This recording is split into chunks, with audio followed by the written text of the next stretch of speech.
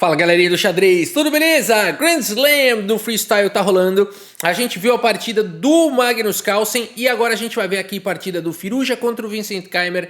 E também veremos aqui Gukesh, opa, olha o spoiler aqui, volta pra abertura, Gukesh contra Fabiano Caruana, tá bom? E depois a gente vai ver como é que tá a colocação nessas quartas de final aqui do Grand Slam, galera. Tá bom? Vamos começar aqui com a partida do Alireza Firuza que abre... Ó, a gente já tem que pensar aqui no lance 1. Cara, aqui esse lance é bem natural, você tirando o peão que libera o bispo, né? Esse foi o lance jogado pelo Firuza. E o Keymer preferiu tirar o cavalo aqui do cantinho, que é o melhor lance segundo as máquinas. O Firuza vai pro centro, também as máquinas preferem aqui tirar o cavalo do canto. Cara, o interessante dessas do freestyle é que às vezes no lance 2, 3, se você não fizer os melhores lances, já tá pior, né? Então é bem curioso isso. Aqui F5 seria é o melhor lance, o Keymer ele abre muito bem as aberturas do Chess 960. Temos cavalo B3 e aqui peão por E4 foi jogado. Torre toma, meus amigos, a torre já sai no lance 4. C6 foi jogado, o Keymer quer dar mobilidade aqui para o bispo. H4 do Firuza já rasga o peão aqui, já dá a casa de H2 também pro bispo, pro cavalo, é tudo diferente. Esse mundo aqui é muito legal, esse jogo aqui é muito diferente. Bispo C7 foi jogado, dama em H2, né? Cara, olha isso. E aqui grande rock, né? Confusão generalizada. O Firuza segue com H5, segue atacando na ala, podemos chamar de ala do rei ainda. Bispo em F7, na ala da direita, bispo em F7 foi jogado e agora dama em H4, meu, o que o Firuza tá aprontando? A dama vem pra coluna G e agora cavalo sai aqui na casa de E3. Quando você vê um bispo preso, o cavalo aqui, a torre tapando aqui a volta da torre, uma dama em H4, a gente sabe que a partida vai ser boa, né? G6 foi jogado pelo Keymer, bispo em H2, deu mobilidade aqui pro bispo e o cavalo vem pra casa de E6. O cavalo chega pra jogar. F5, meus amigos, jogado pelo Firuza. E aqui as pretas têm um contra-jogo violento com o lance G5, mas o Keymer acaba jogando, preferindo jogar peão toma, excelente lance também. Temos aqui cavalo por F5 e a confusão foi colocada, porque agora dama por G2. Olha o rolo, né? Aí você fala, mas agora cavalo por E7 parece um bom lance. No entanto, aqui a dama tá amarrada na defesa do bispo, né? Vamos ver como é que segue.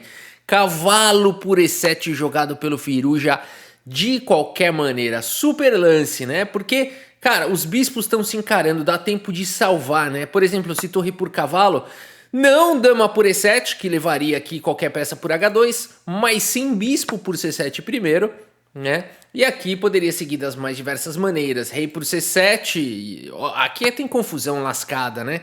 Porque tá caindo aqui a torre também, então aqui poderia existir de tudo. E o computador ainda fala para jogar torre G8 aqui para sentir a complicação da posição, né? Então, vamos ver como seguiu na partida. Cavalo por E7 e o Keymer preferiu jogar com rei B8. A posição já tá bizarra de complicada, tanto que o Firuza já gastou quase todo o tempo que ele tinha. Lembrando que começou com 1h30 no relógio. A gente tá no lance 13, tá? Então é muito legal de notar isso, né? Como não tem preparo de abertura, cara, no lance 2, 3 você já tá com a torre no meio do tabuleiro, né? E aqui então o Firuza no lance 13 tá com 9 minutos. Segue com o bispo toma, melhor lance da posição, rei toma, e rapidamente joga o cavalo para casa de F5. O cavalo sai da mira aqui da torre, cavalo D5 foi jogado, temos cavalo em E3, dá um duplo, cavalo por E3, temos torre por E3 e dama em G5 propondo mais trocas. Seguimos com o lance dama em F2, o Firuza evita as trocas, tá caindo o tempo do Firuza, tem 30 segundos de acréscimo a cada lance, tá? Então o Firuza já tá assim, no desespero, cara. O Keymer tem um pouquinho mais de tempo, não tem assim, a creche chegou no lance 40, não tem nada disso. O Firuza vai ter que se virar com esse tempo dele até o final da partida, com 30 segundinhos de acréscimo por lance. Bom, o Keymer colocou a torre aqui na coluna F, isso é perigoso, mas o Firuza vai com esse lance torre G3, primeiro atacando a dama, o bispo tá aqui protegendo o peão, dama em H4 foi jogado, dama em E3, sai da coluna, sai dessa diagonal. E dama em F4, o Keymer propõe trocas. Firuza joga com dama C3, evita as trocas. Rei C8, cara. O Keymer coloca aqui o rei em segurança da casa de C7 para o cavalo. E o Firuja no desespero já rasga um A4. Temos torre de D em E8, torre F3 ataca a dama. E o Keimer, com mais tempo no relógio, vai colocando lances de muita qualidade. O Firuja já vai fazendo o lance do desespero. Ele tá, tipo, só sobrevivendo, só atacando. E aqui o Keimer aproveita a falta de tempo do Firuja e vai para uma ideia genial. Ele faz o lance dama em E1, que traz um ataque violento. No mínimo você tá ameaçando isso daqui, né? E se torre toma, você chega com a torre aqui, já vai para um ataque aqui de mate. Por isso algo deve ser feito para defender torre em E3, foi jogado o Firuja, não dá tempo dessa dama ficar aqui morando aqui nessa casa. O Keimer vai espertamente para uma armadilha com o lance dama em F1, e o Firuja, percebendo a armadilha, não cai nela e vai para o lance dama D3 propondo trocas. Notem que o lance torre F3, que parece muito bom, tá levando o bispo por H5 aqui, sacrificando a dama, porque se torre toma e torre toma... Como é que você faz aqui para defender esse bispo? Não faz. Simplesmente as pretas estão dando checkmate. Não existe, não tem como dar uma casa de fuga. Se essa torre sair, não ajuda. O mate chega. Se o cavalo sair, não ajuda. Se esse peão avançar, não ajuda. E não tem como defender o bispo. Essas peças não podem defender o bispo. Portanto, vai ser mate. Só tem mate em 10 aqui pelo computador, porque ainda dá para sacrificar aqui e depois jogar um C4, né? Seria a única maneira de evitar o mate. Mesmo assim, as pretas vão acabar ganhando e vão dar mate. Por isso, bela armadilha aqui do Vincent Keimer. O Firuja joga aqui com dama, atacando a dama. Mas, de qualquer maneira, chega ao lance bispo por H5. E nessa posição, meus amigos, a Alireza Firuja. Caraca, que doideira. Quem mandou não fazer o grande rock, né? Abandona aqui a partida. E abandonou porque não dá mais, meus amigos. Na melhor das hipóteses aqui, as brancas vão acabar trocando peça. E tudo bem que dá pra jogar um C4, mas tá caindo uma peça cheia, né? Você ainda pode tomar de bispo atacando o cavalo, né?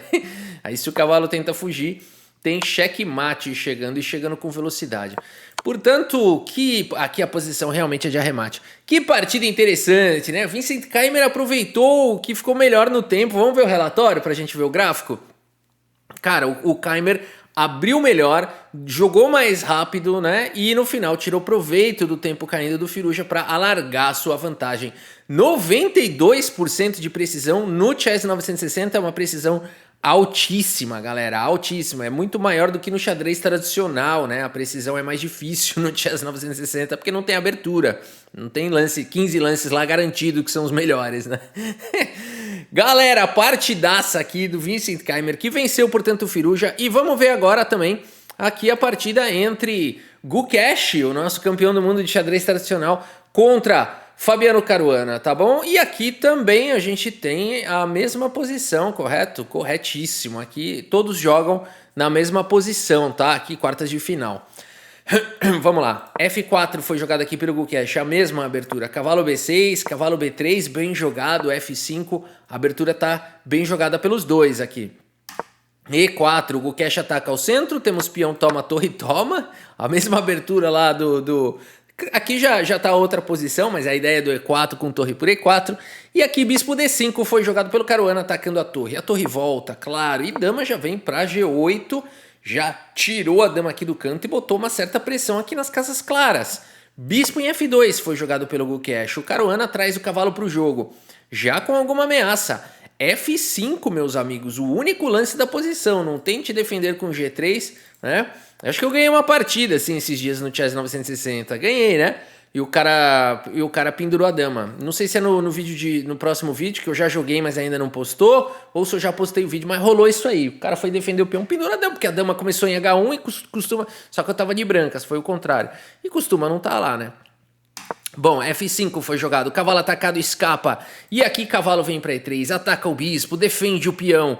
E5 foi jogado. Que isso, cara, que lance maluco é esse? Cavalo por bispo foi jogado. Cavalo de F toma e aqui G4, Grubiano garantindo a proteção do peão, rasga o ataque na longa diagonal. C6 foi jogado, coloca granito nas casas claras. E aqui um lance curioso do Gukesh. É o melhor lance segundo as máquinas, é o lance Torre A1, meus amigos, Torre A1, cara. É pra ver como é que esse Gukesh não é à toa que ele é campeão do mundo, o cara sabe das coisas, né? Ele quer tirar o cavalo daqui, muito provavelmente está preocupado com dama capturando lá em A2. E vai para esse lance sensacional, torre, mas tudo bem, não é tão simples assim, né? Vou defender em A2, por que não jogar um A3 e deixar essa torre aí sem mexer pro grande rock, né? Ou coisas do tipo. Então é realmente um lance surpreendente, assim, o Gukesh tem encontrado o melhor lance da posição torre A1. Talvez também dando suporte para rasgar um A4, A5 e vambora, né? Vamos ver como segue a partida. Cavalo em F4, A4, foi essa a ideia do Gukesh. A5 para o peão e agora o cavalo vem para C5 com mobilidade da torre e o cavalo avançado. Gukesh, muito bom. Cavalo de bem D5 foi jogado, cavalo em E4, um cavalo ameaçador.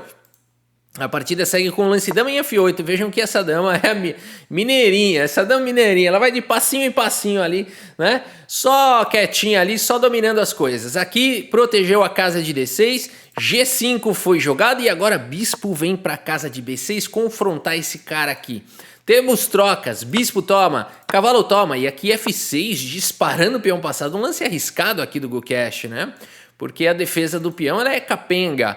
Mas a abertura de linhas justifica tal risco. Rei C7 foi jogado pelo Caruana. Dama G1 dá mobilidade para dama. D5 ataca o cavalo finalmente. F por G7. O Gukesh estava só esperando essa estiringada aqui para soltar o peão. Toma, dama atacada vem para casa de B4. O Caruana vem para o contra-ataque. O Gukesh joga o lance cavalo C5 garantido aqui pela dama. E agora D4 corta a conexão do cavalo com a dama. E aqui, meus amigos, aqui tem um lance difícil de encontrar, tá? Os computadores falam que o melhor lance da posição aqui é promover para dama. É um lance estranho, né? Porque a ideia é desviar a defesa do peão, ok? Para poder proteger aqui o cavalo, ganhando um peão, além de tudo, né? E as brancas têm aqui uma boa posição, uma confusão, né? Uma confusão sem fim, mas seria o melhor lance aqui promover. O Gukesh acaba não encontrando, prefere voltar aqui o cavalo. Cavalo B3 foi jogado e o Caruana segue com torre em E7, atacando o peão. Torre em E4 coloca certa pressão, talvez queira jogar um C3, aqui o Gukesh, vamos ver. Cavalo C4 foi jogado e aqui dama em F1, excelente lance aqui do Gukesh, coloca pressão no cavalo, coloca pressão neste cavalo também. Cavalo D6, torre atacada, C3 foi jogado. Notem que, segundo máquinas, o melhor lance aqui seria o surpreendente dama por cavalo aqui. Esse seria o lance do Stockfish, tá? Seria um lance brilhante aqui do Gukesh. E aqui esse peão toma, torre toma. Não é muito natural jogar dessa maneira, né? Mas o fato é que rei C8 tá levando mate. Rei D8, a dama volta pro jogo. Teria que jogar rei B6 e aqui C3 poderia ser jogado. A gente ainda fica tentando entender por que isso é tão bom. Mas aqui tem cavalo por D4. E se trocar, tanto faz, na verdade, aqui. Porque você toma e já abre a coluna B. Então nem é bom isso, né? O cavalo vai para D4 de qualquer maneira. Então o melhor realmente seria jogar isso daqui, né? E curiosamente as brancas estão melhores aqui, segundo as máquinas, né? Não é muito natural da gente... né? Porque um cavalo mata com um cavalo, a gente falar que o bispo e a torre aqui são melhores que essa dama, né? Não é nada natural jogar dessa maneira, por isso dá para entender que o Gukesh não tenha jogado isso, né? Aqui cavalo ainda troca um monte de peça e no final tem torre A13, mas não parece bom. Mas o que pode ainda justificar uma posição como essa é toda a cooperação aqui entre as peças e futuramente uma possível promoção do peão, que parece um sonho bastante distante, na verdade, mas... e as pretas, além de tudo, tem um peão passado. Ou seja, uma posição bem difícil, né? E por isso o Gukesh não vai para esse sacrifício de dama do Mikhail Tal aqui. E joga o lance C3, mais natural. Dama atacada vem para C4, propõe trocas. Temos trocas. E seguimos com um lance espetacular aqui do Gukesh. Cavalo por peão, aqui jogado pelo Gukesh. O peão mais cravado do mundo, né? Ele tá cravado pra cá, ele tá sobrecarregado, ele tá cravado e sobrecarregado. É um peão com problemas aqui, com problemas, certamente. Seguimos com o melhor lance da posição. Cavalo D6 foi jogado pelo Caruana. E agora os caras estão chegando nos 3 minutos aí, né? O tempo já começa a apertar. Gukesh vai pro lance brilhante aqui. Brilhante! Cavalo, torre por cavalo. Jogado aqui pelo Gukesh, que sensacional, que criatividade aqui do Gukesh, né? E segue com o lance bispo B3, outro lance bom aqui também seria o lance bispo G4, dando suporte aqui na casa de E6, ok? Mas bispo B3 é bem natural, dando suporte para o peão e a torre não pode capturar por conta do duplo de cavalo. Grande lance do Gukesh, rei D7, que sequência espetacular do Gukesh. E aqui então temos promoção para dama, torre toma e bispo toma. Notem que o computador prefere aqui rei C2, né? Como xadrez é um jogo difícil, rei C2 é melhor do que promover, porque aqui a ideia é que você não tem pressa. Por exemplo, se torre por peão, você tá vindo com torre G1 e segundo máquinas isso é melhor do que você pegar a torre lá em cima, né? Entregar o peão passado e tomar a torre. Mas aqui o peão passado caiu de qualquer maneira, né? Pra gente ver como é que xadrez é complicado. Mas enfim, o Gukesh fez o que todo mundo faria, promoveu, capturou a torre, recuperou algum material. Mas agora o ponto todo é esse, cara. A continuação é infinita, né? Porque agora teve esse cheque aqui do Caruana, seguido de torre toma, mas agora bispo por H7 tem um peão passado disparando. Então o Gukesh segue com uma qualidade a menos, mas ele tem 2 peões a mais e um peão passado. Mas o Fabiano Caruana também tem peão passado. A partida segue com rei E7. H4, unidos venceremos. Torre H1 vai para cima do peão. Cavalo em F3 no limite protege o peão. Torre H3 mais cavalo E5 e o peão continua protegido porque os cavalos são ferozes. Os cavalos são peças traiçoeiras no xadrez, são enganadores, são ludibriadores, são ardilosos. A partida seguiu com F3 aqui, disparando o peão. Mas agora rei D3, o rei chega em tempo de parar o peão. Rei E6 encosta no cavalo. G6 dispara o peão. A câmera tá chacoalhando aqui. G6 foi jogado pelo Gukesh disparando o peão. Cavalo em F5. Dá para tomar aqui o rei também, mas você não quer arriscar uma linha como essa, mas dá. O Caruana, sentindo a situação sob controle, simplesmente joga com o cavalo em F5, excelente lance controlando o avanço do peão. E aqui temos o lance cavalo em F7, ameaçando aqui um duplo de cavalo, é o que tem que fazer, ué. Rei F6 evita o duplo, G7 dispara o peão, F2 cheque com o dedo na cara, Rei E2 foi jogado e aqui o Caruana vai pro lance de arremate. Se você quiser dar pause nessa posição e tentar encontrar aqui o lance do Caruana, elegância pura, meus amigos, elegância pura. E eu espero que vocês tenham encontrado aqui, uau, vários lances são bons. Se você encontrou o cavalo por G7, parabéns, excelente lance. Se você encontrou o rei por G7, é o lance do Guiri. Não sei se é tão bom esse lance aqui, porque a barrinha já vai pro equilíbrio. Mas enfim, se o seu objetivo for empatar, parabéns, né? Eu consigo ver nesse momento o Guiri aplaudindo. Mas se você encontrou torre F3 aqui, parabéns, hein? Caramba, encontrou o lance aqui do Caruana. E aqui o Gukesh abandona aqui a partida. Abandonou porque não dá mais, meus amigos. Se você capturar a torre, promove com cheque e captura o peão na sequência. Se promove, promove com cheque e quando vê é checkmate, né? Promove com checkmate. Agora, se eu tivesse aqui de brancas no lugar do Gukesh, eu não teria abandonado. E eu vou explicar por quê. Aqui o que eu jogaria? Eu jogaria promoção para cavalo. Aqui, ó, para cavalo com cheque com o dedo na cara. E daria risada. Você não viu essa? Pá! Promovo pra rei, ia dar um grito no salão. O cara ia tomar um susto. Ele ia jogar rei por F7, eu ia fazer rei por F3 ao toque. E quando ele promovesse pra dama, eu ia jogar rei E4 ao toque com um sorriso no rosto. O cara ia ficar assustado, ia me dar um cheque aqui em D6, eu ia jogar rei aqui, pá, batendo forte no relógio. Quando o cavalo viesse me dar cheque aqui em C4, continuaria batendo forte no relógio e sorrindo. Quando ele jogasse dama em F4 com cheque rei D3, dama por D2... Quando ele jogasse aqui dama por D2 com cheque, eu ia falar, puxa, que pena. Eu tô quase te dando mate, mas tá na hora de eu ir embora. Eu tenho um compromisso. E ir embora saindo por cima. Eu ia sair por cima dessa partida, com a certeza absoluta. E não ia fazer rei por cavalo, porque senão eu levaria o checkmate da cauda de andorinha, que não ia ser nada bom, né?